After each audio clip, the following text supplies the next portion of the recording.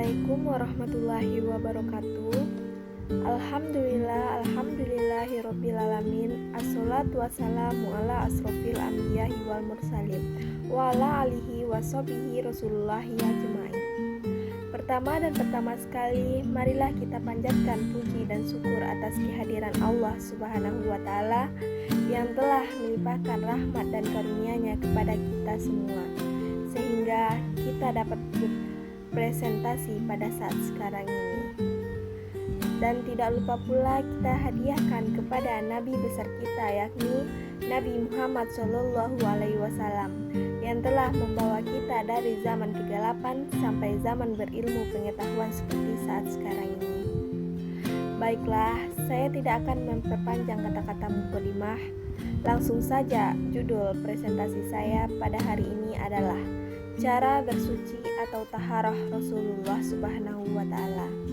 Sebelum itu, perkenalkan, nama saya Nadia Ramadhani dengan nomor BP 2101052015. Baiklah, Islam mengajarkan untuk senantiasa cinta dengan kebersihan, terutama dalam melaksanakan ibadah sholat dan ibadah lainnya, yaitu harus suci dari hadas besar dan hadas kecil.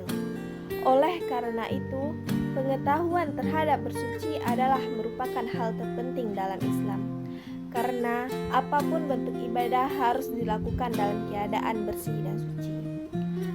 Bersuci atau taharah merupakan suatu kegiatan membersihkan diri dari segala kotoran atau polutan. Banyak orang mukmin yang tidak tahu bahwa sesungguhnya bersuci memiliki tata cara atau aturan yang harus dipenuhi. Jika tidak dipenuhi, maka tidak akan sah bersucinya dan ibadahnya juga dianggap tidak sah. Terkadang terdapat masalah ketika orang tidak menemukan air. Maka Islam memudahkan orang tersebut untuk melakukan tayamum sebagai ganti mandinya dan alat bersucinya dengan menggunakan debu. Bersuci bukan hanya ketika akan sholat saja, tetapi juga badan, pakaian, dan tempat atau benda-benda yang dipergunakan setiap hari harus senantiasa bersih dan suci. Sebagaimana sabda Nabi Muhammad SAW yang artinya, kebersihan itu sebagian dari iman, dan sesungguhnya Allah senang kepada orang-orang yang bertaubat dan orang-orang yang suci. Dari sabda Nabi tersebut dapat diketahui bahwa Islam senantiasa cinta dengan kebersihan dalam kondisi bagaimanapun dan dimanapun harus bersih. Oleh karena itu, tentunya untuk bersuci atau membersihkan badan dari hadas besar atau hadas kecil tentunya harus dengan mandi dengan cara-cara yang sudah ditentukan, sebagaimana dijelaskan dalam Al-Quran surat Al-Maidah ayat 6 yang artinya, jika kamu berjunub maka haruslah bersuci atau mandi. Jadi, pengertian taharah itu adalah taharah menurut bahasa artinya bersih, sedangkan menurut istilah syara, taharah adalah bersih dari hadas dan najis. Selain itu, taharah dapat juga diartikan mengerjakan pekerjaan yang membolehkan sholat berupa wudhu, mandi, tayamum, dan menghilangkan najis. Taharah secara umum dapat dilakukan dengan 4 cara. Yang pertama, membersihkan lahir dan hadas, najis, dan kelebihan-kelebihan yang ada dalam badan. Yang kedua, membersihkan anggota badan dari dosa-dosa. Yang ketiga, membersihkan hati dari akhlak tercela. Yang keempat, membersihkan hati dari selain Allah. Cara yang harus dipakai dalam membersihkan kotoran hadas dan najis tergantung kepada kuat dan lemahnya najis atau hadas pada tubuh seseorang. Bila najis atau hadas itu tergolong ringan atau kecil, maka cukup dengan membersihkan dirinya dengan berwudu.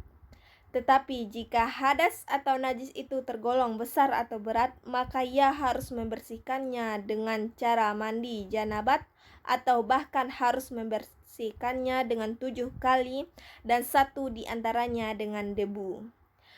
Kebersihan dan kesucian merupakan kunci penting untuk beribadah.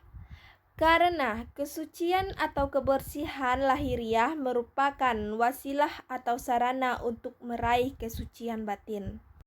Adalah macam-macam najis dan cara mensucikannya.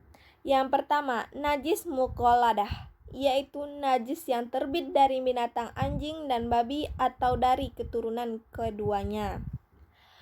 Cara mensucikannya yaitu rupa najis tersebut terlebih dahulu dihilangkan dan dibersihkan dengan air sebanyak 7 kali, kemudian campuran tanah yang suci sekali. Yang kedua, najis mutawassitah, yaitu najis yang bukan dari binatang anjing dan babi dan bukan pula dari keturunan keduanya, yaitu misalnya kencing, tahi, darah, nanah, dan lain sebagainya. Adapun cara mensucikannya yaitu cukuplah sekali basuh dengan air yang bersih hingga hilang warnanya, baunya, dan rasanya. Yang ketiga, najis mukaffafah, yaitu najis air kencing anak kecil atau bayi laki-laki yang belum sampai 2 tahun umurnya dan belum makan apa-apa, hanya air susu ibunya saja atau air susu lainnya. Adapun cara mensucikannya yaitu cukup dengan memercikkan air di atasnya hingga basah dan jika tidak mengalir sekalipun. Selanjutnya, adapun macam-macam air. Yang pertama, air mutlak atau air suci lagi menyucikan, yaitu air yang sah untuk menyucikan benda yang terkena najis dan boleh diminum. Contohnya, air yang jatuh dari langit seperti air hujan, air laut, air sumur, air es yang sudah hancur kembali, air embun, air mata air. Sedangkan air yang boleh diminum tapi tidak menyucikan buat berwudu atau mandi wajib seperti air teh, air kelapa, dan sebagainya. Yang kedua, air makruh, yaitu air yang suci lagi menyucikan tetapi makruh memakainya, ialah air yang panas, air yang sangat sejuk, dan air yang dijemur di kaleng sebab dikhawatirkan penyakit kulit. Yang ketiga, air mustakmal atau air suci tapi tidak menyucikan, yaitu air yang sedikit sudah dipakai wudu atau bekas dipakai mencuci kotoran atau najis. Dalam bagian air mustakmal ini ada 3 macam, yaitu air yang telah berubah salah satu sifatnya dengan sebab bercampur dengan suatu benda yang suci seperti air kopi, air teh, dan sebagainya. Selanjutnya, air yang sedikit yang kurang dari 2 kulah sudah dipakai untuk menghilangkan hadas atau menghilangkan najis. Sedangkan air itu tidak berubah sifatnya dan tidak pula bertambah timbangannya. Adapun air 2 kulah adalah ukuran isi pada suatu tempat yang bersegi 4, yaitu panjangnya 1/4 hasta, lebarnya 1/4 hasta, dan di dalamnya 1/4 hasta. Selanjutnya, air buah-buahan seperti nira, air kelapa, dan sebagainya.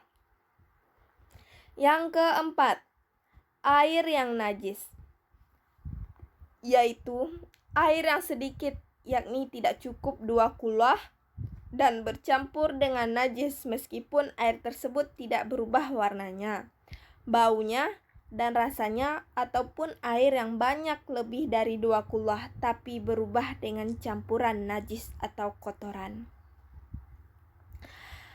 Baiklah, Sekian dari presentasi saya. Apabila ada kesalahan mohon dimaafkan. Wabillahi taufiq wal hidayah. Assalamualaikum warahmatullahi wabarakatuh.